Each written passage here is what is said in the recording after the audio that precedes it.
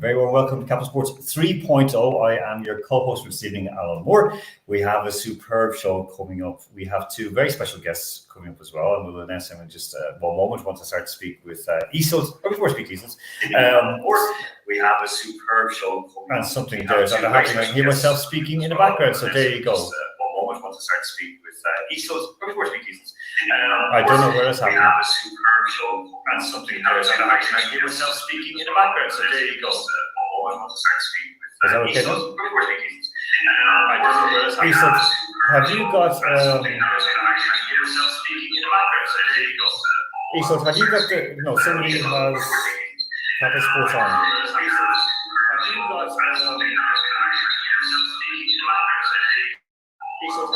Isolt, I'm going to put you in main screen. I'm going to step out. Thankfully, I've come to save the show. Good evening. We are going to be discussing all things sports tonight.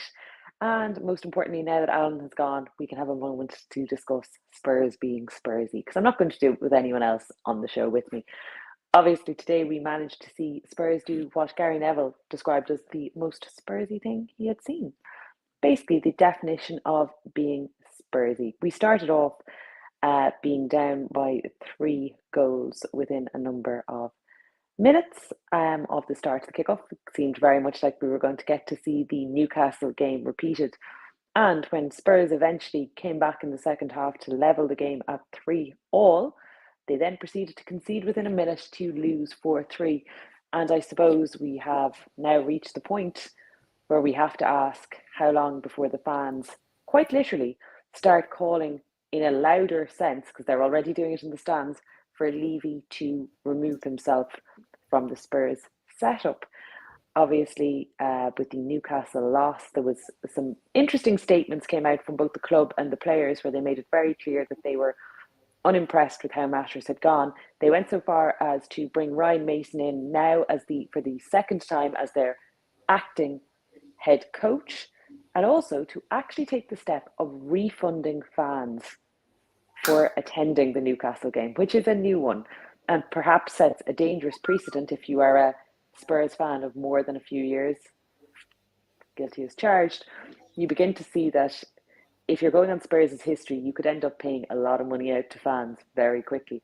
Or as I think, again, Gary Neville, who was on flying form today, said it might as well start setting up direct debits to Spurs fans at this stage.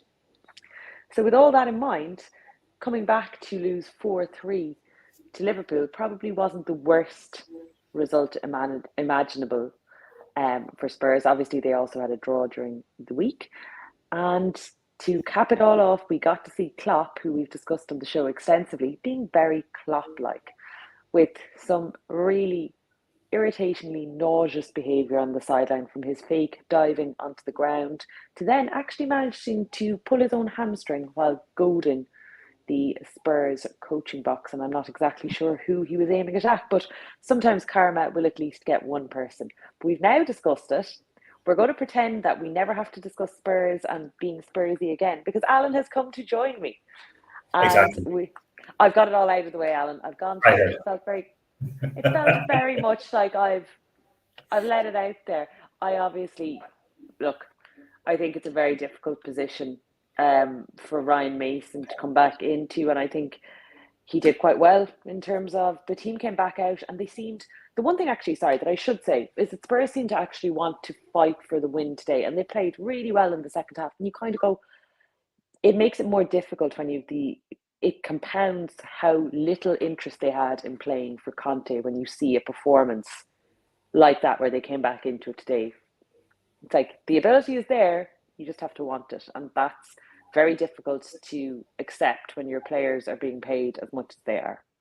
And obviously, great to see Richarlison score, because it really wound up the Scousers.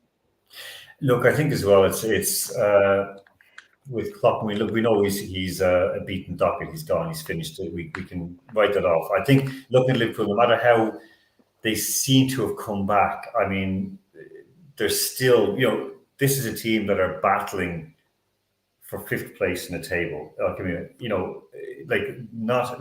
not going to get the Champions League. That's done, dusted. But they're in 5th place. Okay, it depends on what the results will be in the Champions League. But at the same time, this is not a good Liverpool team, and I would back Brighton to get ahead of them. I know it sounds dumb, but I think Brighton will get ahead of them. But that's, they've got 2 games in hand.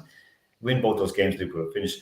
But looking at, we could start to talk about just like Newcastle, of course, struggling today. They didn't look good for a while, but when they came good, and Southampton, no French, were playing very well.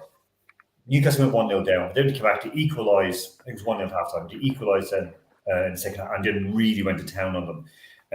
Man City, they played within themselves to beat Fulham 2-1. Again, it's a bad Fulham team as well. But looking around, I mean, Brighton, okay, we saw Brighton hammer and Wolves. That was a huge match yesterday. I was shocked with that. United winning 1-0 to Villa today.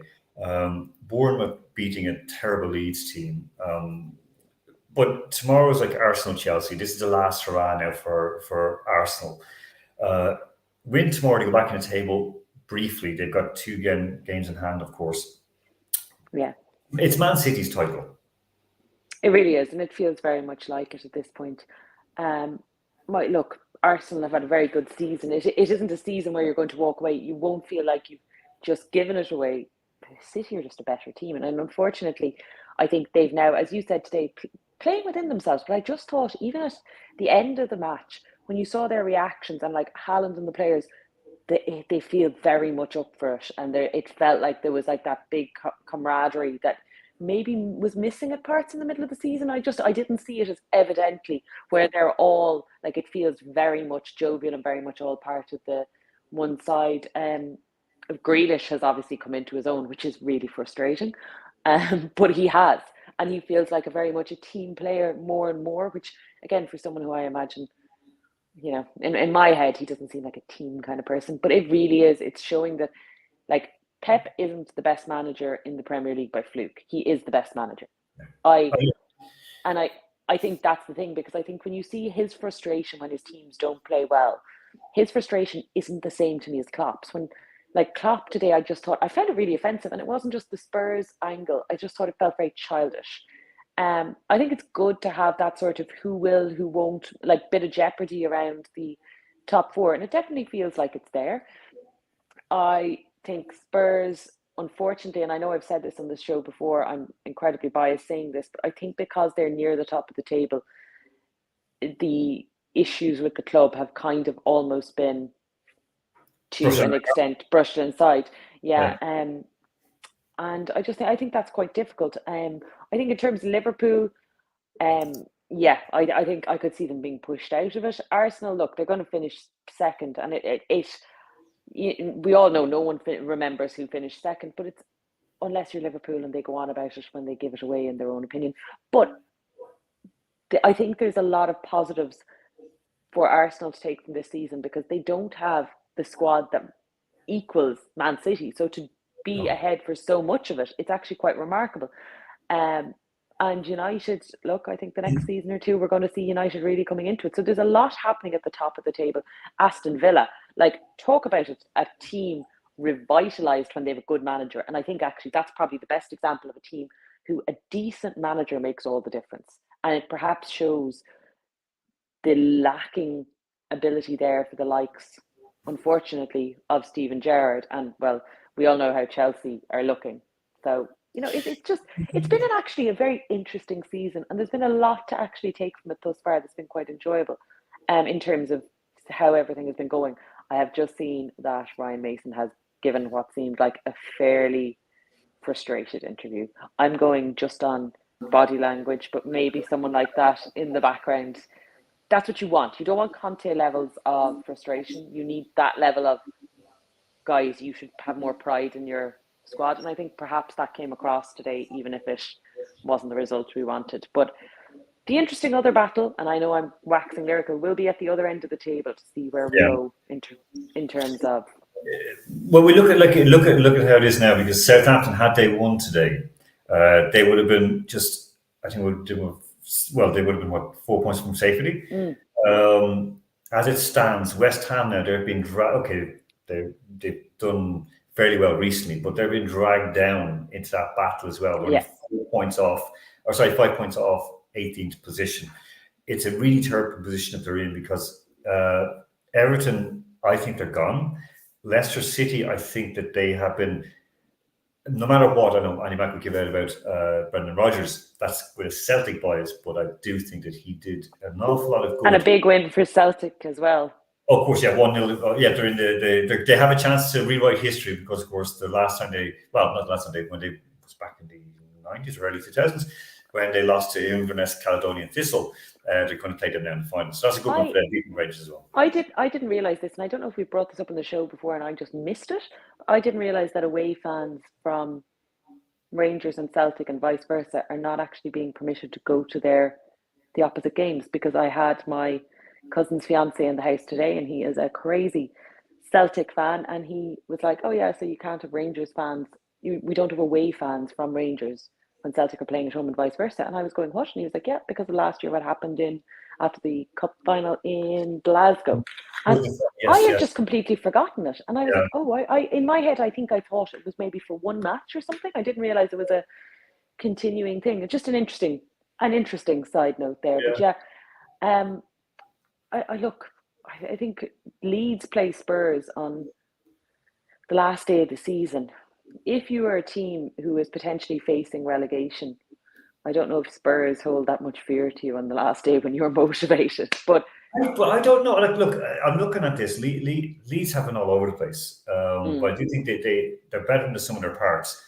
Chelsea, going back to the whole thing with Roman Abramovich, he was a Russian and made to sell his club, and at the same time when he was made to sell his club, he was negotiating a peace deal. It's like nothing makes sense. And from that moment, I think Chelsea have just completely gone. Like everything, like there's something very sick at the heart of the club. When you hear about stories about Todd Bowley going in, and we discussed this on the show before, and spending an hour talking to players, that's not your role here. No. Like Daniel Levy's statement during the week from a Tottenham perspective was like cringeworthy, but you're like, he probably didn't go into a room with the players for an hour because he knows his role. And that's the thing. You have a position in a club where it's not appropriate. No, you pay their wages, and the players will be very nice to your face because you pay their wages. Are they going to? You if they're friendly with you, they might get an extended contract, but that's it. It's transactional. Players are prostitutes. This guy is a client or the pimp, whatever it may be. But basically, that's what it is. There's no beating around the bush. I've known from working in clubs, the players will suck up to the head of the club because they know that he or she can make the difference for them, and give a new contract. They're friendly, but a very, very clear thing. And I spoke to this with Roddy Collins at depth in reading his autobiography, the former Shamrock Rovers from Floriana and Carlisle manager. And he said that he always saw the bad signs, especially when he was in Carlisle. He said to me when John Courtney, the owner of the club, and Michael Knight before that, would start to socialise with players. And when Bowley did, like, he's like, he did to speak about, no, look, you can go in and say, it's great. We'd say, listen, lads, very best of luck. Go out and have fun. That's like it's like a teacher going to the bar where the students who are like in their school but are old enough to drink are out. And there's a level of appropriateness, you know your role, and it's very important that you stick to that. I think it feels like Chelsea are on they're still, I thought at some point this implosion would stop. I think getting rid of Thomas Tuchel was such a short-sighted and poorly thought out. Like, this is a man who, when they were facing sanctions and they were unable to travel, he was the person who was saying, like, I'll get them there, even if he had to drive the bus himself. That was his attitude. He was fully bought into, I'm part of this club. What we need to do here is X, and we will get it done. So for someone to come in, and there have been all various stories as to why the relationship disintegrated so quickly, but for someone to come in and get rid of someone who clearly had bought into what the club meant, even if their results weren't what you wanted, he was part of that mentality of, we've got through this has been a tough period, let's keep going.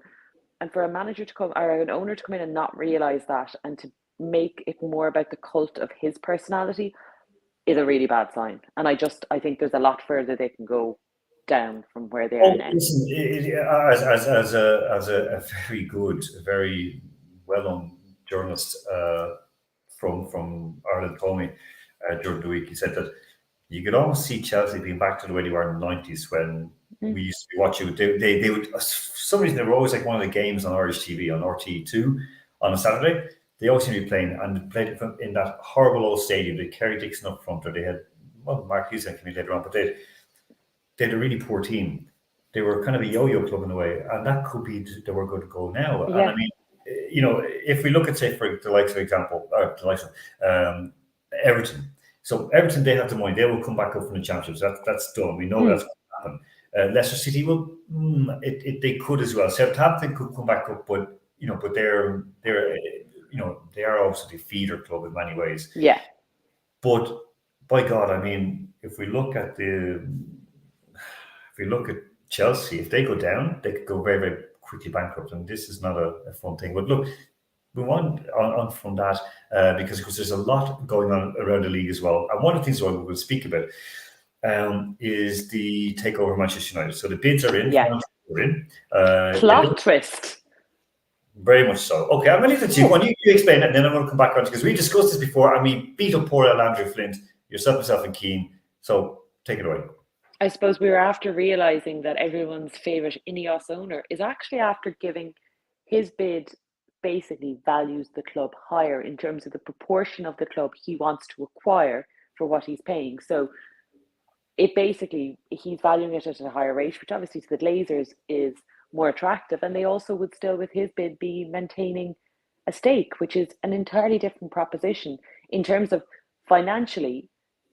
We obviously have the states which are looking to acquire a club because they all want their own football club. They're looking for a full ownership from what seems to be coming out, whereas in this instance there is the possibility that the most attractive option will be for Ineos to snap up Man United. And I think it's a very interesting prospect because we've also seen so much in the British media has been very much in favour of that bid and very anti the idea of a UAE based country essentially buying into the club. They like the idea of what they perceive to be the club staying in ownership, or actually going back to ownership, because obviously the Glazers are American, but basically being Western ownership. And it's an interesting thing because I think we all assumed that no one was going to come close to the other bids, and this is the position we're in now.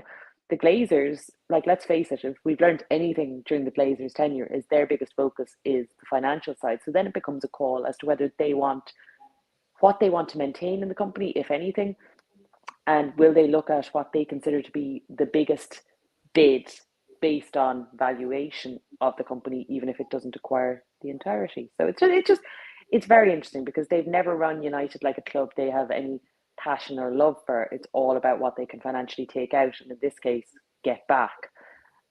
So we have an interesting few days and weeks, I think, ahead of us still, because I don't know how quickly this will actually, despite the fact that it's effectively closed at this point, I don't know how quickly a decision will come about. Well, it's a publicly listed company, so there's an awful more behind it as well. And I mean, because you have to have there's like procedures in place in terms of from a corporate governance perspective as to how this will come about. But I just think that in the background, given the people involved, you and I can both have a company, and you can say to me, I want to buy 50% of your company, I'll give you €5.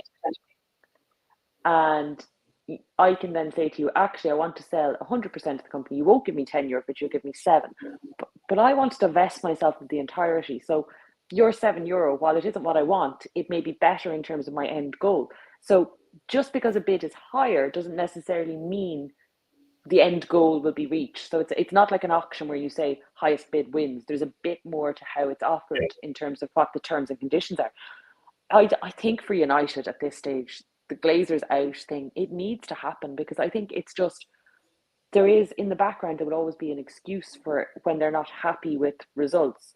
But I do think it's been really interesting to watch how this campaign effectively, and this is how I view the bidding, this has been a campaign run by English media in terms of who their preference for the owner of United is. And it's just been such a strange thing. I think it was when we were doing a lot of the discussions we had in the run up to Qatar. It's great when you get someone else on who can actually point out, are we just being, are our views on Qatar based on our westernized opinions. And it suddenly makes you go, when you look at news stories objectively, and this one in Kate, it has been very clear as to who the English media want in charge of United. Like they certainly, there's no love lost with the Glazers, but they certainly wanted to be a Western owner. No question, they want English. And the main thing is because they all want to buddy up, because the Glazers have at a distance, so they all want their packages. They also know they will get more bums, they will get more freebies. So if we put up in a nutshell, Ratcliffe, he makes his money. He makes money from breaking down companies as well, and he's in chemical. He's an extremely intelligent man in any case. He's an expert. I know people who've dealt with him from an oil and gas and engineering point of view, and they just say he's very, very clever, and I believe that. Let's remember, fracking is fun, said no one ever. Bad people. Equally so fracking, bad people. Yeah, there's a lot of stuff. It's like fracking is kind of like, a James Bond villain kind of level of extracting resources. So that's one. Second, he bought up Team Sky, who were falling apart because of a litany of doping scandals and cheating scandals, and so he bought them up and ran them as Ineos Grenadiers. He turned around, he's thrown money into Formula One, he's thrown money then into the All Blacks. Everywhere he goes, there is tainted. Manchester United, they're thinking, okay, the fans are going, yeah, we want he's our guy. But last summer, he was a Chelsea fan, grew up loving Chelsea, and now he's not. And if he wants a football team, it's the same as the club. It's the same as when you have nation states coming in. They want a football team. They don't care who it is. No. And he has one in France. He has a team in France. Yeah. With Nice. So he has a team in France where he lives. So he's a tax exile. He pushed Brexit. He's been behind. If people just open their go, hold on, this person's not in it for the good of the team. And guaranteed, United, he's not going to put the money into United. He doesn't have the money to make them a super club. They're not going to compete with Man City, but maybe they don't care. Maybe that's what the fans want. And as you said, the English media have pushed this so hard, so jingoistic, so racist. I mean, everything, the Telegraph, the Sun, they're breathless. And breathless being an operative word because, it was very famous with Team Ineos or Team Skies where then with Chris Froome and his bad asthma problem that he never had before and the whole lot. So I'd be very worried if he's a United fan, but your quick opinion on will it go to United or will it go to England? Or sorry, I should say, will it go to South of France or will it go to Qatar result? I think it'll go to Qatar. Go to Qatar. I really think so. Yeah. I think it's not about the value per share per se. I think it's about what you want. Like, what do you want left to do with the club? But I could be wrong. And I also would... like the Glazers don't care about the publicity side at this stage. They don't care whether fans want something else or... I don't know. I think they have, at this stage, they've bled the Man United machine dry, and I don't know if they're going to think, yeah, let's stay around and see what else. I don't know. It's a strange one. And I suppose I just found the entire campaign, since we started discussing it previously, and you start looking at articles, you suddenly find it just a bit like it's not that you don't want him to be successful in terms of with the club, but you're like, actually, I would love it if United had to go, all right, now we have to try and not be like, we have to accept that we didn't get the owners we wanted. It's kind of, I don't know. I find the whole thing very frustrating. Yeah, and look, I guarantee you this. United, and I said this, and I'll say it again, and this is the truest fact.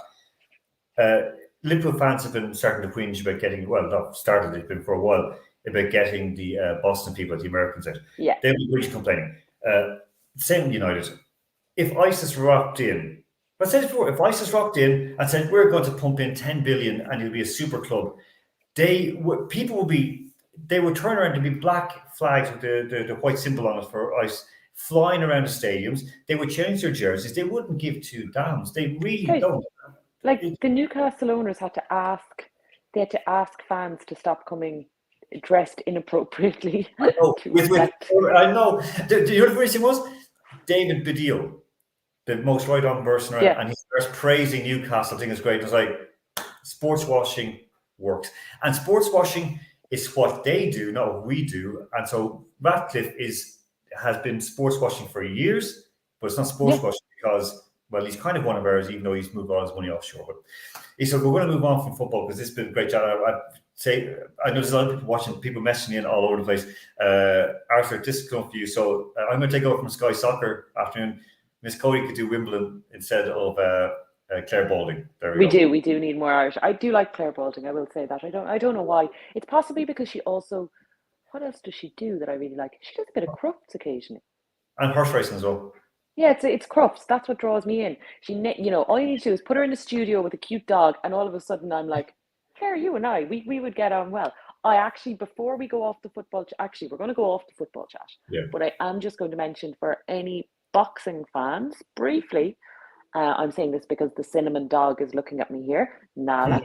Canelo fights in Guadalajara next weekend. So just for any boxing fight fans, it is worth watching Canelo fighting at home because I think it will be a truly special atmosphere to have him back home. And obviously he is going up against John Ryder, who is a English fighter who has kind of gone, like, he's worked his way up. He's a Matchroom stable fighter in the sense that he has been with Matchroom for donkey's years, trains out of the Matchroom gym. And I think it'd be one of those events that even if the fight doesn't live up to the billing, because John had a kind of controversial win against Danny Jacob in the Ali Pali in his last outing.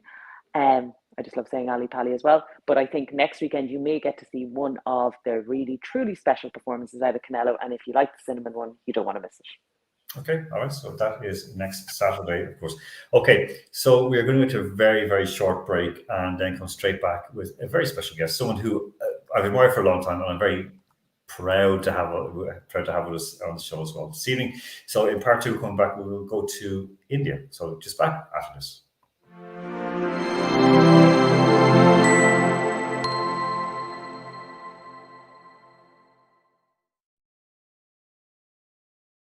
So very well welcome to KP Mohan, who, look, there's so much I could say about this gentleman. He is one of the legends of Indian sports journalism. And I'll say it as we've agreed. So long-time sports correspondent of The Hindu, which of course the national, millions and millions of readers every day, the English daily in India, in New Delhi. He's a freelance sports journalist now because he's taken retirement. But again, sports journalist never retires. And also he closely follows Indian athletics, especially, and doping. KP, you're very welcome onto Capital Sports. Thanks, Alan. Now, KP, I'm going to start off with a small spiel, as they say, and then I'm going to hand it over to you, and then I'll have a chat with you. But first thing, India at the moment are second to Russia in a number of banned athletes because of doping. For me, it really came home to me a number of years ago, especially last year when Ayush Dabas, the runner, was thrown out of the national team training camp because they found syringes in his bag or syringes in his room, in his belongings. We've seen photos, which I didn't want to put up because it's quite disturbing, from a junior athletics meet with basically, it looks like a drugs den. And KP, you can explain about that as well, where basically in a disused building beside the athletics track, young athletes are going in, injecting themselves to go out and perform. We've seen superstars of Indian track and field, of right across Indian sport, failing drug tests, and yet globally it's kind of slightly ignored. And in India, people are they're not sure what way around it is. Now, something that KP, for example, would have posited, and this is what really brought it home to me, and I'm going to just put this up on screen because it's something that I think that all of us greet and meet and hate at one point of our sports journalism career. KP, so this is the tweets from last year. It was medals required by countries, but not the cost of health for young athletes. And this was a kind of a response or retweet of something KP put in. And KP rightly says, every country is in search of medals. India is no different. There's doping almost across the world. I would say across the world in several sports. Health seems to be a minor issue in this game, like in inverted commas. The idea seems to win at all costs. If more juniors are falling into the trap, the slide has to be arrested. KP, first of all, I'm going to just open it to you. How bad is doping in India? I know it's bad in Russia. I know it's bad in Ireland. I know it's bad in Germany. But how bad is it in India? I think it has been bad for quite some time. I think it is worse now during the last 2 years. when a lot of top level athletes have been caught doping. Some of them have been suspended. Some of the cases are ongoing, including one against Duty Chand, our sprinter, who made some headlines internationally because of the hyperandrogenism rules of the IAAF in 2015. She won a case in CAS against the IAAF rules. You know all the details about what happened after that, etc., etc. Apart from that, there have been a few top level athletes as well. But as you have pointed out, that it has been rather dismal at the junior level also. It has been very serious at the national level, not really up to perhaps the top international level, but at the national level. And it continues. The authorities are taking all kinds of measures to ensure that somewhere they are able to arrest this this problem. But at the same time, I don't think that they have achieved substantially, except for catching a few prospective dope offenders. So it is an ongoing process. Yeah, every country does it. I think we are also doing it. As you have pointed out, we are about number 2 or number 3 in the world when it comes to adverse reports and when it comes to anti-doping rule violations. I think in 2019 we were number 3 behind Russia and Italy. We will maintain that about the number 3 position in the coming years also, the way things are going. Gabriel, in that though, I mean, you've been a long time, as I said, you're a legend of Indian sports journalism. So you know you're not going into it with naivety or kind of these eyes. Your eyes are wide open for this. You said it started a couple of years ago, and of course, as you said, like I mean, so many people who got caught. I mean, they were huge. I mean, even this year, I mean, prospects getting caught as well, which really, for me in India, disturbed me because again, living in Russia, I know what Russia is like, and I'm not an idiot, and I don't think that it's clean anywhere in the world. However, it comes to a point where you think, wait, there's something that has to be wrong. And we're like, Duty Chant when she got caught, and then it goes on and on. All these athletes getting caught. Is it the drive for medals, KP? That's not like I mean, is it a drive for medals, or is it something within society that is pushing people on? I think everywhere the athletes are looking for name and fame, plus anything that can go with it. So, in case you feel it is medals, you should add some financial incentives also to it. Many of the people, in fact, especially athletes of yesteryears, they have always maintained that you take away the financial incentives, then the rate of doping will go down. I'm not sure whether that will be the case, but I think about 90% of it is that is the truth. You also get, apart from cash awards, you also get some what you call government job promotions. You also get some government awards. You also get some houses or something like that, which will be given away by some state governments.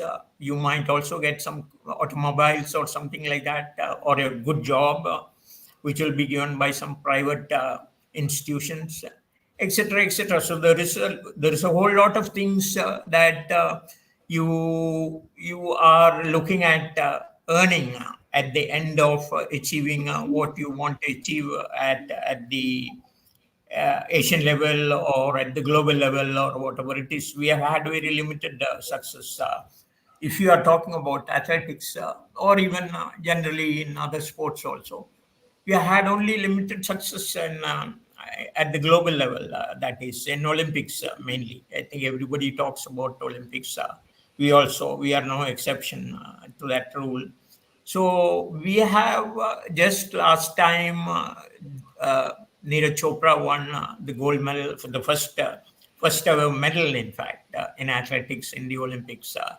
So there is an added enthusiasm among the athletes that if somebody can do it, then why not me? And they are able to see the side benefits that will go along with that kind of achievement. So it has to be a mixture of medals, fame, incentives, material, cash, etc., etc., etc. Okay, I mean, continuing on that theme, because of course it's across sports. You said like athletics, Indian athletics suddenly leapt on some terrific sprinters and like short distance runners, as in like up to 400, 800 starting to break through. Of course, then the power athletes as well. And I'll speak of one case in particular in just a moment. One question's come in from friends of ours who are actually not in Malta, but it's like, is there doping in cricket or just in Australia? So that's obviously a reference to Shane Warne. KP, is there doping in cricket? Because cricket, of course, is religion. It doesn't matter what religion you are. If you're Buddhist, Hindu, or Muslim in India, or Christian in India, cricket is the overriding religion. Does cricket have a doping problem too? I don't think so. I think if you take percentages, cricket is rather negligible. Many of the people might highlight it just because of the fact that, as you said, cricket is very popular in our country. I think it is the most popular sport, and that will be an understatement, actually. The most popular sport in our country. So if cricket is being highlighted as far as its doping aspect is concerned, it's only because of its popularity, but not otherwise. If you take the percentage figures, it'll be negligible. It will be somewhere down below at 30 or 40 or 50 in the doping charts. While Okay. athletics and weightlifting will be number one and number two, or number two and number one. Okay.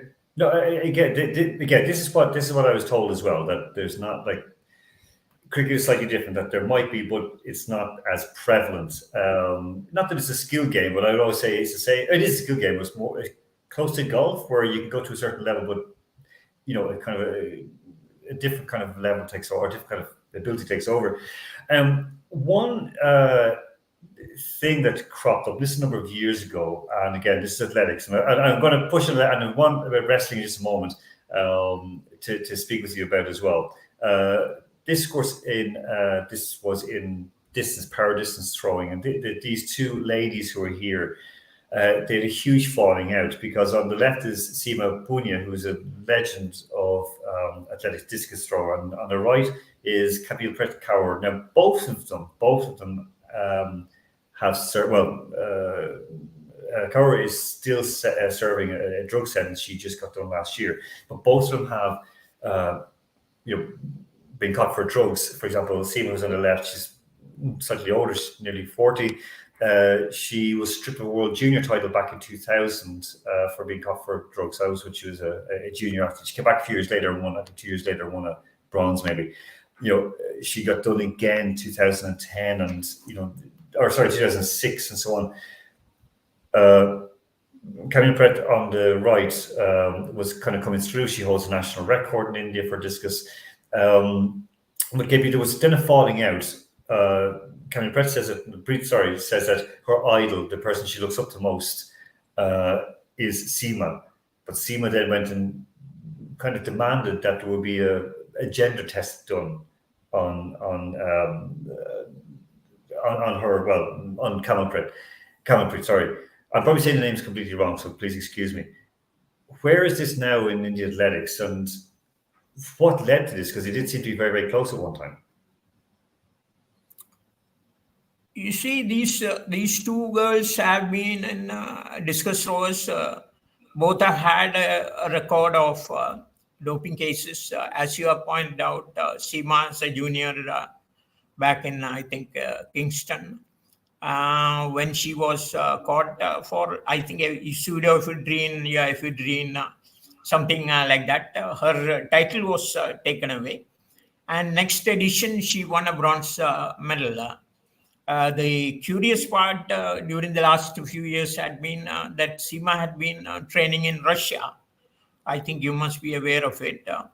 Yeah. She has been repeatedly going back to Russia also. I think I heard that she has got some property also in Russia. I'm not very sure about it. Kamalpreet was, as you know, finished sixth in the last Olympic Games. Then she was caught. She was included in the AIU RTP. After that, I think in January she was included.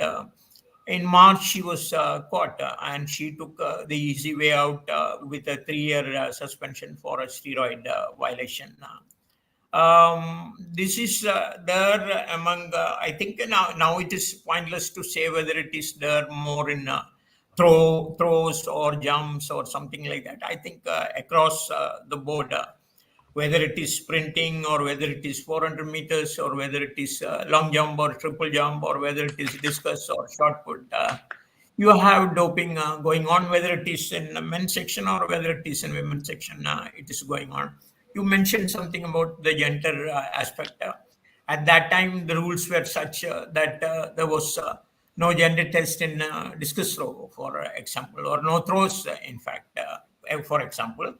Now the World Athletics have changed the rules to apply it right from 100 meters to decathlon or 100 meters to heptathlon.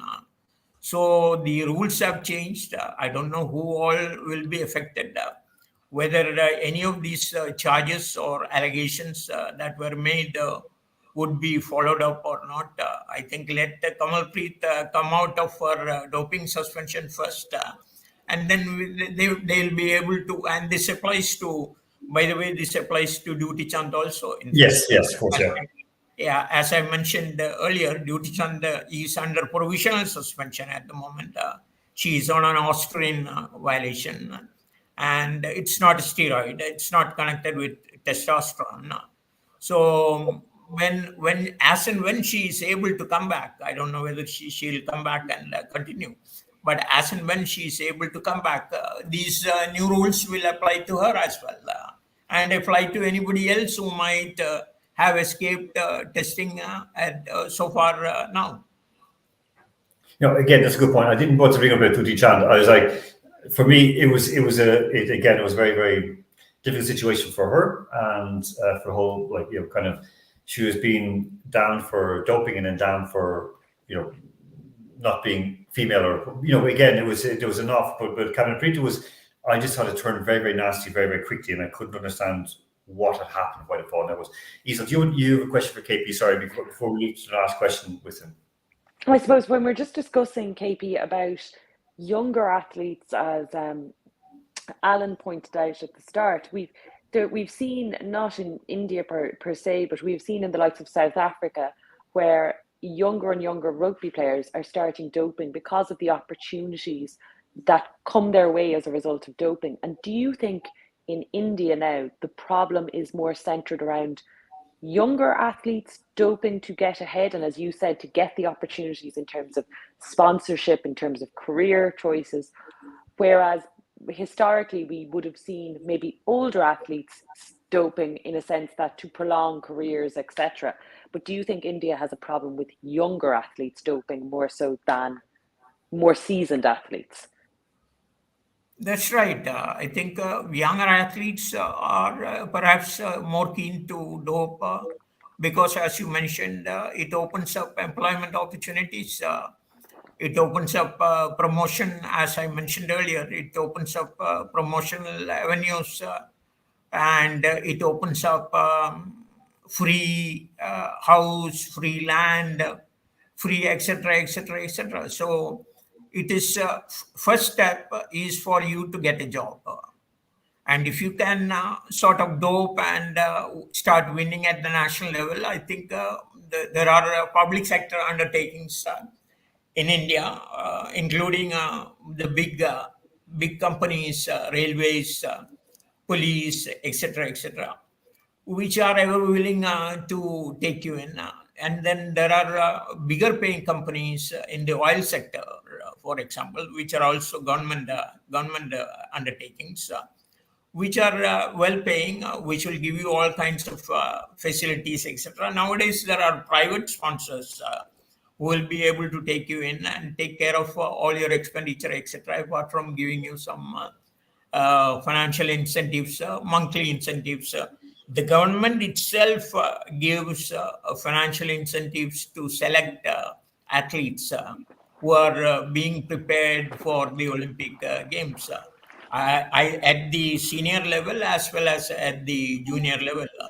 So one, it is highly paying, but as you have rightly said, that it gives employment opportunities to begin with. And once you settle down in a job, then you think about an Olympic medal or a world championship medal or something like that.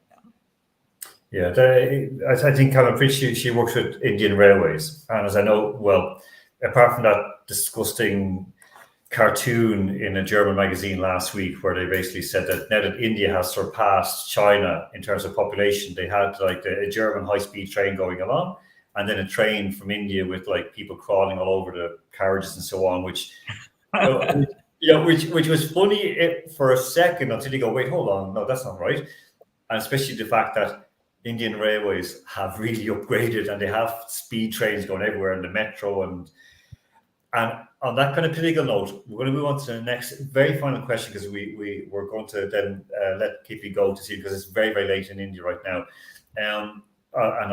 This is the situation surrounding wrestling. So this is the not just women's wrestling, but especially women's female wrestlers. This is a story that broke out quite some time ago, where they were afraid to go into they said it was an unsafe environment when they're going to camp in Lucknow. It was over sexual harassment, and it was leveled at the Wrestling Federation of India, the president, who's also, of course, a politician, Sharan Singh. There were young female wrestlers here in the front. There's Sakshi Malik here in the green jacket, Vinesh Phogat and Bajrang Punia. They're just over beside her as well. This is ongoing at the moment. This is a sit-in that's happening at the moment in New Delhi. They are protesting, and it is a developing situation. Katie, can you just tell us a little bit about it and where we are at the moment as well? I think you have correctly observed that this is ongoing, and at this point of time, I don't think that anybody is in a position to say how long this will go. There have been charges, and there have been responses, etc., etc. There is a police case against the Wrestling Federation of India president for sexual harassment, including against a minor girl, which is a very serious matter. And one side is saying that since there is an allegation or since the charge in which a minor girl is involved, his arrest is imperative. His arrest is required and immediate. It is required. They haven't arrested him so far. To the best of my knowledge, till this evening, there was no arrest. I'm not sure whether there will be an arrest or not. The government obviously is trying to sort of delay it as much as possible, since the man is from the ruling party. And the sports ministry is naturally going along with what the government at large is thinking of as far as their party is concerned. The Indian Olympic Association has rather taken a very subdued stand on this. Today there was a report which said that the Athletes Commission, which wanted to sort of support the athletes, 3 months it has been going on, they didn't support. Now today they had a meeting, and again they couldn't decide whether to come out with a statement or not. So it is actually a little confusing at this point of time whether any action would be taken, number one, whether this strike will be called off and the athletes will be able to go back to training. After all, this is an Asian Games year. There aren't many months left for the Asian Games, apart from the World Championships also. So all told, it's a very complex situation at this point of time with the sexual harassment case, especially with a minor girl also involved.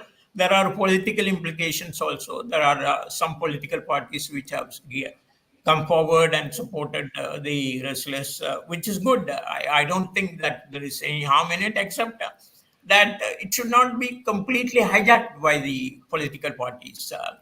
This fight is apparently a fight the athletes are having against the officialdom, and it should remain so. Apart from somebody coming and supporting it, there is no harm in it, and they should not hijack it completely to the detriment of detriment of the athletes themselves.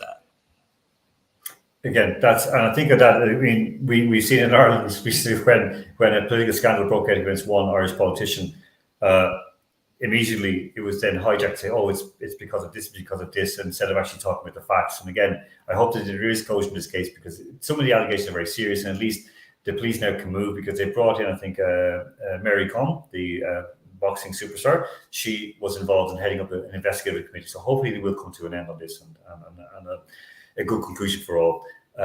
KP1, thank you so much for your time this evening, and Thanks, Alan. Look forward to having you on again. Thank you so much. Yeah, surely. Thanks a lot. Thank you. Okay, we are going to go into the break right now, and coming back with another superb guest. So Isla's still here. It's earlier than it used to be before, but now it's still. It is. Yeah. And after a long day as well. So we'll be back in just 1 second with some more Capital Sports and another superb guest.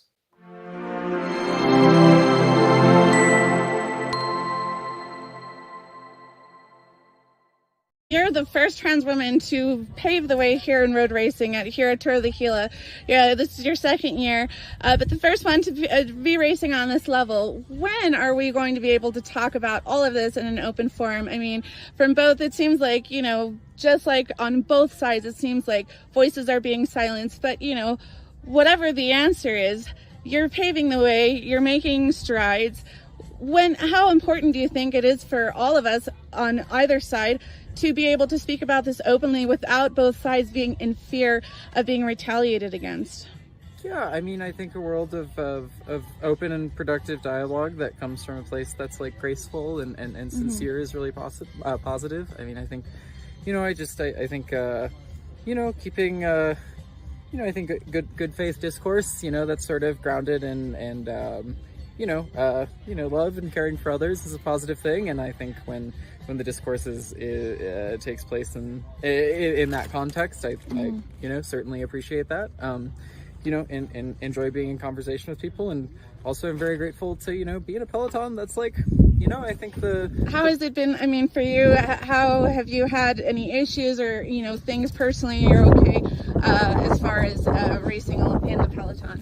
I've got a lot of friends here, and I'm here because sport is community is a central part of sport, and I'm here to have fun with my friends, to smile and enjoy being with them. So well, hopefully we can have okay. Thank you. That's 27-year-old Austin Phillips, who is a transgender cyclist who just won the Tour de Gila, which is a race in New Mexico, which is a pro race. It's a world level UCI tour level race, not world tour level, but it is at the next level down. Chicago native.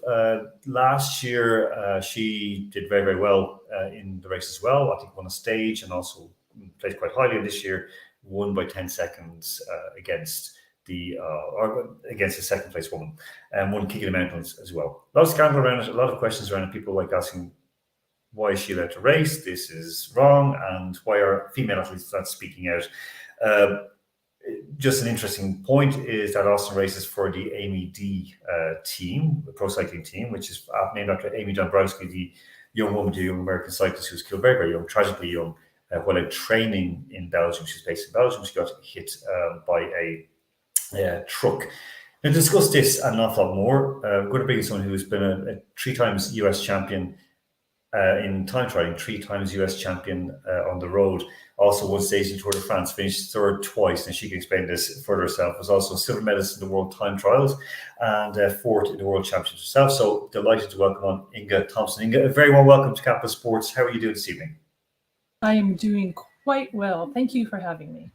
You're very welcome. Now, you and I, we were sort of like chatting earlier on about this and about the whole situation. This moment with Austin Killips, it's kind of jarring because it's not just opens up the debate about transgender athletes competing in their new identity, shall we say, but it's more than that. People are asking then, hold on, if it's so bad, why are female athletes not speaking out? So, Inga, why are female athletes not speaking out? The female athletes have been asked to be quiet by their sponsors, by their teams, by the federations, because they're labeled as transphobic if they speak out. And it's a difficult topic. And by not fully embracing the transgender movement, they're labeled as transphobic, and nobody wants the attention on them to be speaking up against a supposedly marginalized community. But the people who are marginalized here are the women, because there's over 17, I think today, peer-reviewed studies that talk about no amount of testosterone mitigation suppresses the advantages of being born male. And so simply this just isn't fair to women. And what we're seeing is this backlash of a lot of the young women athletes coming up, our grassroots, are saying, why bother? And we're watching a lot of women quietly walk away. We've had one woman that has publicly walked away, Hannah Arnsman. But if you speak up, if you speak out, you're labeled as a hate group, as it's terrible, the vitriol around this. And I would like to say this: Austin is competing legally by the UCI rules. She's legally allowed to be there, and we should never ever put anything but kindness and loving attitude towards Austin. But what has to be addressed are the rules and the policy. And this is wrong. This was passed without asking the women. The women were not consulted. The women were not spoken to about, do you think this is fair? And it was kind of passed so very quietly. And as we see more and more transgender women coming into the sport, it's going to be a slow takeover. And so far, nobody really wants to step up and say anything. A lot of women, like myself and older women, are speaking up because the young women can't. And that's what's kind of sad. I've been asked by Gila or the people in the background to can we not talk about this? Can we kind of keep it quiet because it's hurting the race? And I have a lot of compassion for the organizers, because they're bringing in sponsors and they're losing sponsors because of this situation. And it's hurting women on every layer and level by not allowing fairness for the women. I mean, I respect what you said, that this isn't about Boston. I respect that you addressed her as a woman, and that's a huge starting point for every kind of discussion. And I think it's something that's very, very important, because it does get lost in it, because again, it's hijacked by people from, I would say, fringes, who then infect the discourse with their stupidity and idiocy, where there's people who are, say that they're not women, they should be, killed at birth and so on. So we've heard that about Irish people, for example, in the past. Then we have other people saying, no, you're all transphobes if you even ask a question, if you discuss it.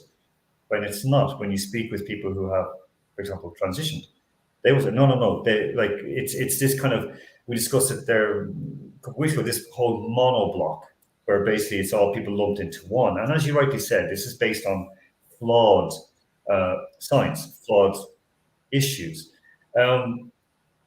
What's driving? America seems to be really pushing it hard. Where is this coming from, Inga? And why is it coming? Because it doesn't seem in any way conducive to developing an understanding. boy, which rabbit hole do you want to go down with this one? Can we start The with shortest one. you know, with John Money that worked with two twins, and one of them got, when they were circumcising these young boys, one of them accidentally had his entire penis cut off. We could talk with I can't remember his name now, a major supporter with billions of dollars to fund this. We could talk with big pharma, talking about how much money is to be made off of transitioning young children, that they're young children. And then also, this is the new great thing to get behind and to virtue signal to protect transgender people. And I do believe in protecting the true transgender people, but we also see a lot of men, which is called autogynephilia, and they see this as a loophole in being able to infiltrate women's spaces. And so to say, does it come from one place? It's huge. The movement behind this is huge. Without getting into conspiracy theories, I'm not trying to do that, just saying it comes from every direction. And I've heard a lot of people say, yeah, well, this is just an attack and a war on women. Women have fought for these spaces, and what a great way for men to get into these spaces. I mean, you can go at this from, like I said, which rabbit hole do you want to go down, depending on who you speak with. My position, I try to keep it in sports. And because this is my area of expertise, women in sports, and you can't discount over 17 peer-reviewed studies that show that this is not fair to the women, and this has to be taken into account. When we did a poll with the International Cycling Union, a private poll, 93% of the professional cycling women said no to having transgender women in their sport. And you would think that the International Cycling Union would honor what their professional women have to say, but they're scared to speak up. They're scared of lawsuits. Everybody is running scared.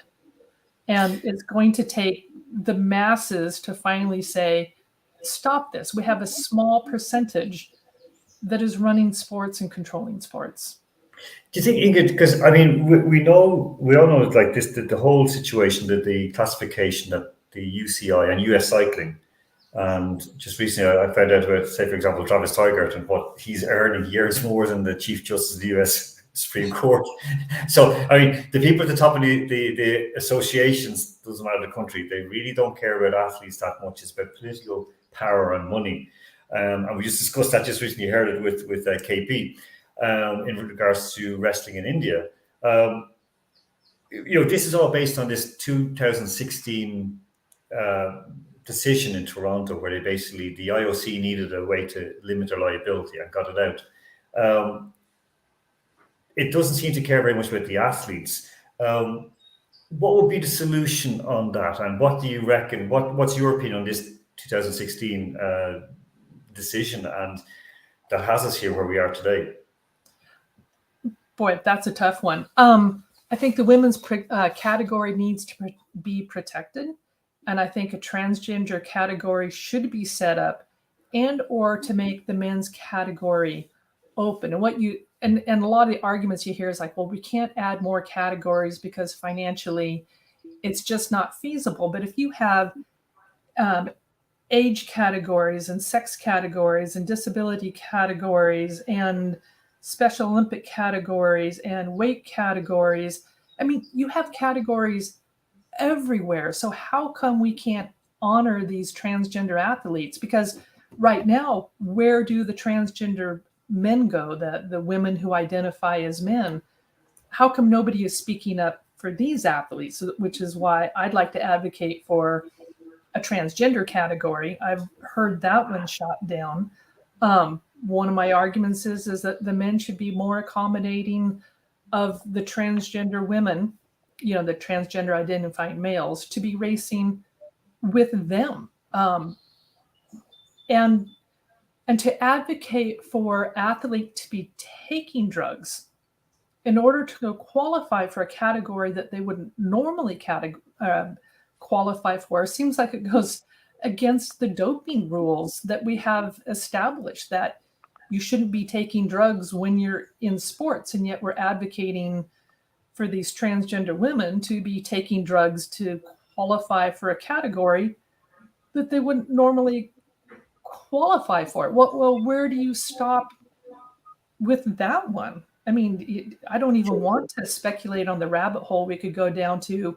Could I start taking drugs to qualify? I'll say something really stupid like a younger category. But we all know that no matter how many drugs I took as a woman, I will never be able to compete with the men. So the only thing you can do is go down. So the only thing I could do as a woman is go down into the 12-year-old category at this point with my age.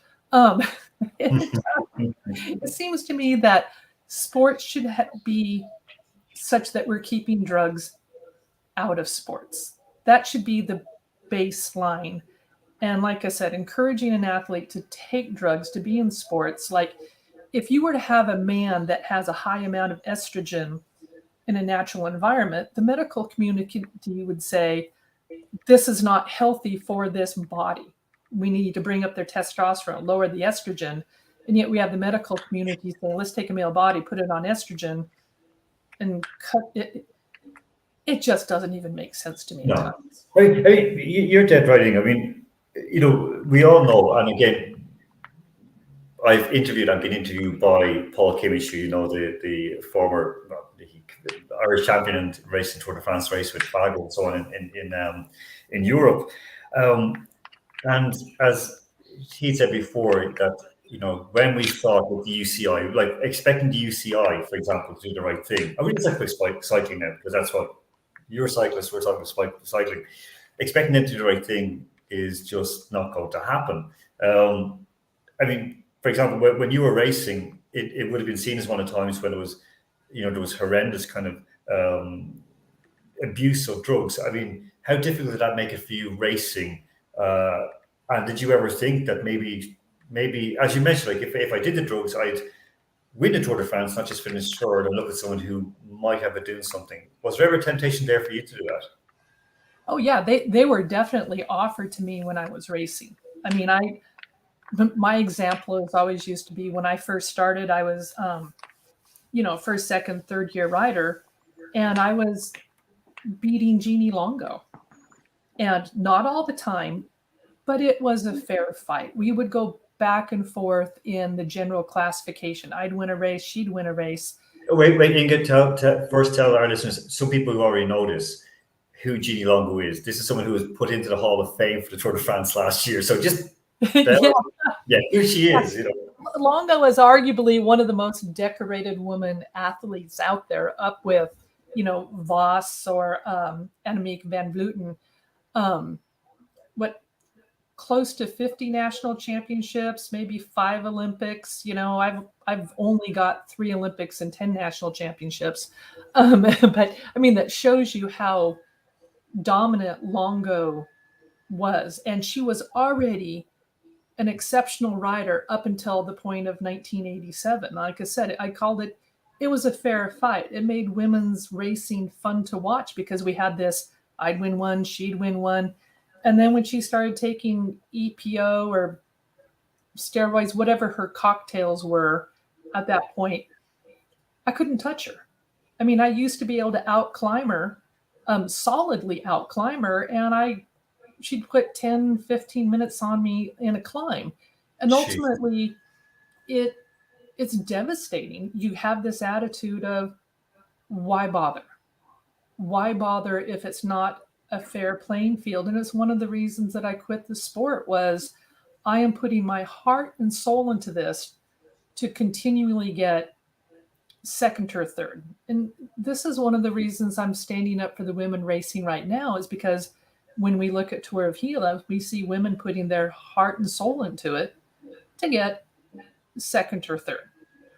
And women, we're like men. We're competitive. We're not there just to go give each other hugs and high five and have fun. We're competitive. We want to win. And I mean, maybe not all women are like that, but not all men are like that either. And we deserve that fair we deserve fair opportunities. Do you think that I just straight because I have a couple more questions. Isel's going to jump in. Do you think that just being direct? Do you think that that experience that you saw, which I'll also say for listeners who might not know, Greg LeMond also had the same experience, and he spoke about it when he suddenly saw these guys on EPO. It was EPO, I think it was his. Yeah. When suddenly I can't keep up with them now, regardless if he was doing something or not. He recognized that suddenly they were supercharged. Yeah. I mean, and I've spoken to people about this before, and some of the stuff they take, it's phenomenal. Recovery times are so short, and you become a better athlete, a very human in that sense.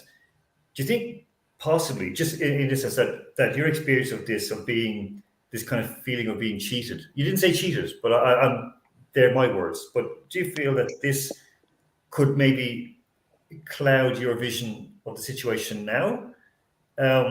Or do you think that it doesn't matter because it's kind of same elements crossing over between the two? When you say cloud my vision, I would almost say that it gives me more clarity of how it feels.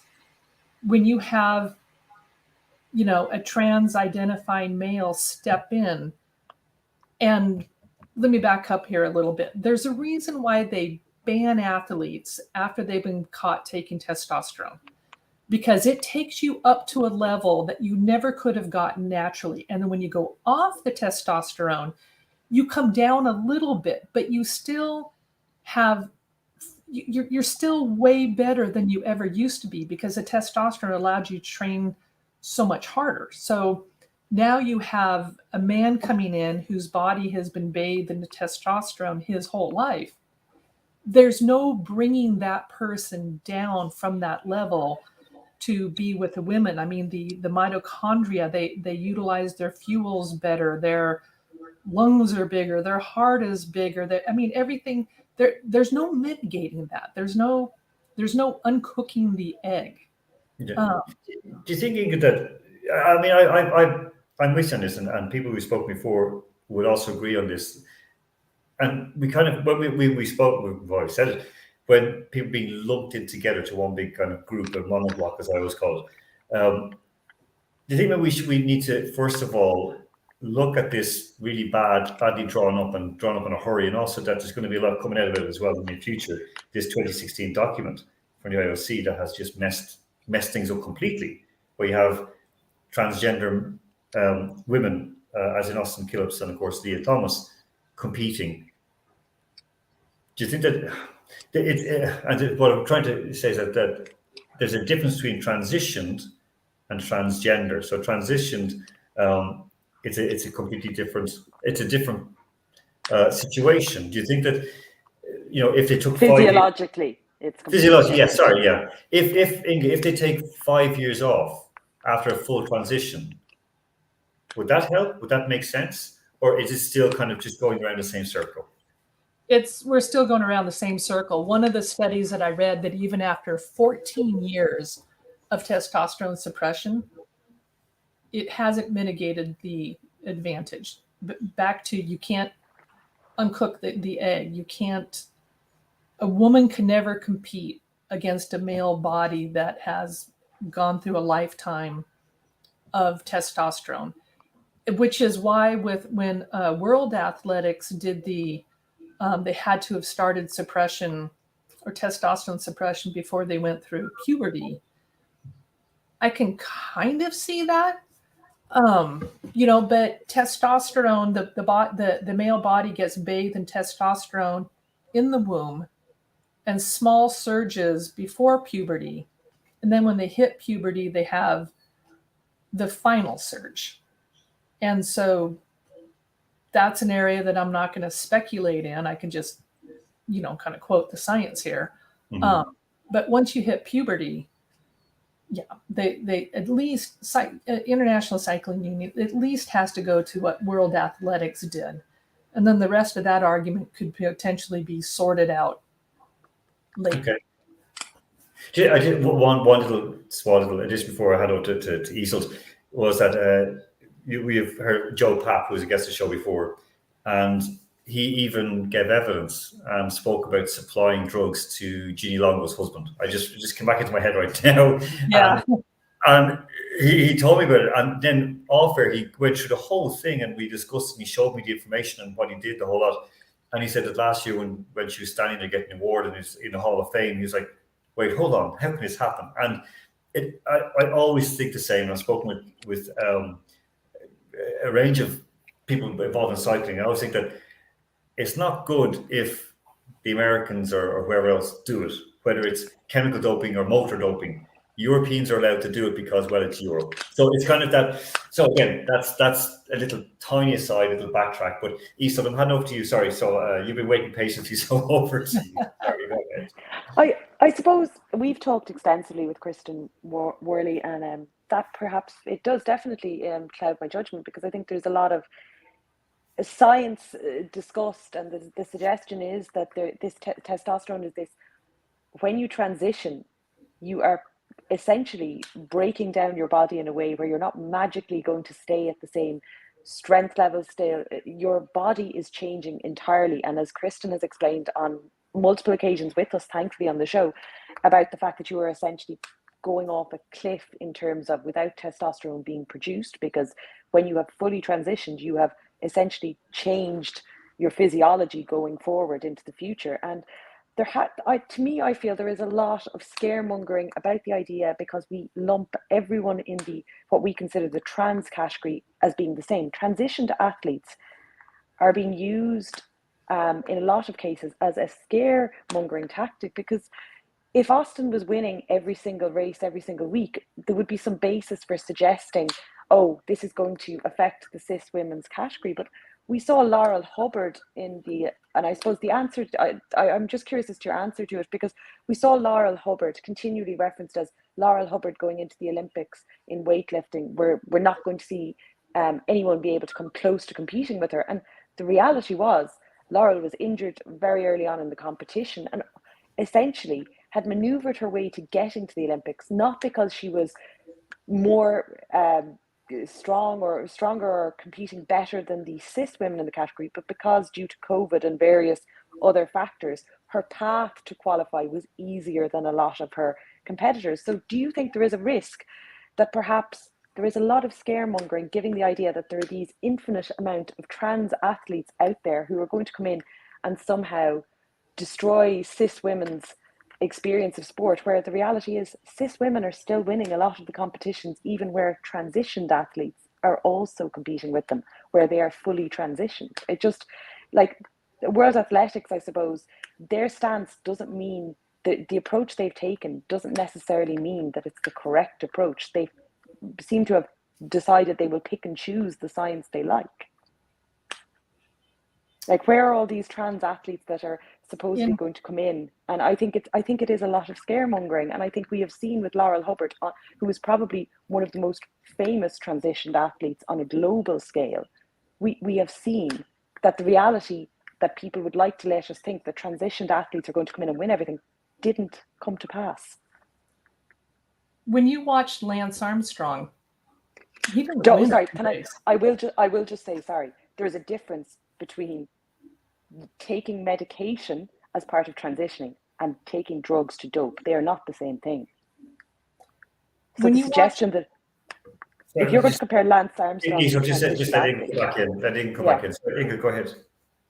When you watch Lance Armstrong, he didn't win every single race, but he had a distinct advantage to win the key races.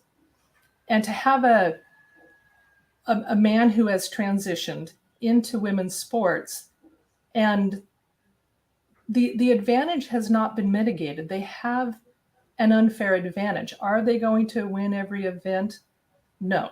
I mean, and it's going to depend on the natural athletic level of each man that steps into the sport, or transgender woman that steps in. But this shouldn't be a place for men who have they're not men. They're now transitioned women. Women have sex separated sports for a reason, because we're women. So when you talk about the issues that Laurel Hubbard went through, yes, those are very, very real issues that they went through. But women, we go through all of our own issues as well, where, like, say, if you're in the luteal phase of your menstrual cycle, you're more apt to have injuries and issues, and we have to work around that. We have to work around birth control. We have to work around what happens to our bodies when we're menstruating. I mean, there's all sorts of things that women run into, and those too should not be discredited. And the emotional journeys that Laurel go through shouldn't be discredited, but Laurel should not be in the women's category. Women have fought, Title IX was started for women to have sex separated opportunities. When it was written, it wasn't for men that were dealing with gender dysphoria. And I think the men with gender dysphoria should be honored, and we should have categories for them, but lumping them into the women is not fair, because what you are seeing is you're watching women walk away from the sport, but they're quietly doing it because they can't speak up. So even though these men with gender dysphoria, that they're marginalized and they're having a hard time, all of our hearts go out to them. But you can't have inclusion of them at the same time having exclusion for women. These categories were started for women, and it is time for another category to be started for these marginalized transgender athletes. But just because they're marginalized doesn't mean we should pop them into the women's group. We should honor them for who they are, the journeys that they have gone through, and give them their own category based solely on the fact that you can't take away the advantage that they have of being born males. 17 studies have shown this. And I think the studies that you're quoting from back in 2016 have since been debunked. So I'm going to stand hard in my position that this is not fair to the women. I think, I think that you're right. And I mean, you set out it's not an aggressive thing, because when we have people who are extremely aggressive on both sides. And again, when I see where they're changing Title IX in the US, that worries me, because the way they've just done it, and they're again working this flawed view of it, a view that is very outdated and very dangerous as well. As Lisa rightly mentioned, Laurel Hubbard, who's went off a cliff and whose body broke down, and basically, COVID and so on, got the Olympics kind of as almost like a wild card, shall we say. And that was one of the things that I was originally speaking of, is to put a male body onto these female hormones and to take away the testosterone. I think it's awful that they're doing this to their bodies. I'll speak from personal experience. As you get older, the things that happen as you start to lose your hormones in the aging process, it's brutal on your body. And for these athletes to be doing this willingly to their body, this just breaks my heart for them, that they would willingly do this to their body. None of us want to be facing cancer when we're older and all of the complications. And I'm heartbroken for them that they're willing to, when you see this breakdown of Laurel Hubbard, how much of this is because of the injuries, because of the drugs that they're on. Oh, it massively so, because they have say, if you put the androgen deprivation, and then the kind of the impact of that on the endocrine system, it's terrible. But look, on that, as you said, there has to be kind of, like we said, a third way. So it has to be sort of some protected category that is put in there for people who have transitioned. What do you think the next step will be in the US and US sports? Is it going to go further than this? Because again, this is a very small, tiny percentage of the population we're speaking about. What's the next step in the US? Because it seems to be in greater focus. I was going to say vogue, but that's really insulting. It's in greater focus in the US. It seems like what's been going on is that legislation is slowly bringing back fairness to women by, changing things in schools and changing things at the college level. And hopefully it'll catch up with Sweden and Finland as far as not transitioning children, at least until they're 18 years old. So it might just kind of end up going through legislation to get this changed. And then at that point, what happens is if we're not developing the transgender athletes, then we don't have a position in the Olympics. And the United States has a huge financial stake in the Olympics. And maybe at that point, when things change, then there will be some pressure onto the International Olympic Committee to change this. I mean, I think that's how the ball is going to get rolled forward with this one. No matter how much we speak up and speak out, it's going to be legislation that changes it. Yeah, I think you're right. I think that money will talk. I think that's what's going to happen. Unfortunately, in any case, it'll be money which will talk rather than actually the good of the athletes or the good of people. So it'll, we've seen that just recently discussed with Manchester United.